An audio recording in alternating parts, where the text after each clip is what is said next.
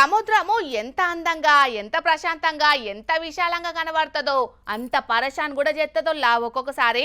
సముద్రంలా సరదాగా ఆడుకుందామని పోయి పానాలు పోగొట్టుకున్నోళ్ళు సుతం బొచ్చెడు మంది ఉన్నారు.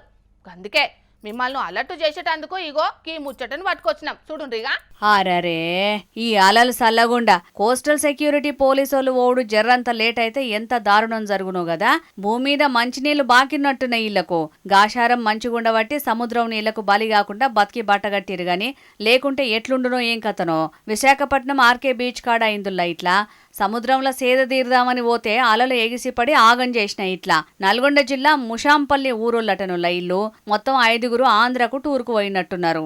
ఇగియాల పొద్దుగాల విశాఖపట్నం ఆర్కే బీచ్ లో ఎంజాయ్ చేద్దామని పోతే అలలు జయంగా ఆగమయ్యే కథ అయింది ఇట్లా. బలమైన అలలు జయంగా సముద్రంలో కొట్టుకపోయిర్రు. కానీ మెరైన్ పోలీసులు ఉండబట్టి ఎమ్మటే అలర్ట్ కాబట్టికే 5గురికి పానగండం తప్పింది. దవాఖానలో చేర్పించి ట్రీట్మెంట్ ఇప్పించి కౌన్సిలింగ్ పేరిట క్లాస్ కూడా తీసుకున్నారట. మలో తాప ఇట్లా చేయకుండా చూస్తున్నారు కదా జనాలు. సముద్రంతో ఆట అంత సులువు కాదుల్లో. అలలు ఎగిసి పడితే ఆట కాస్త వేటైతది, జాగ్రత్త మరి.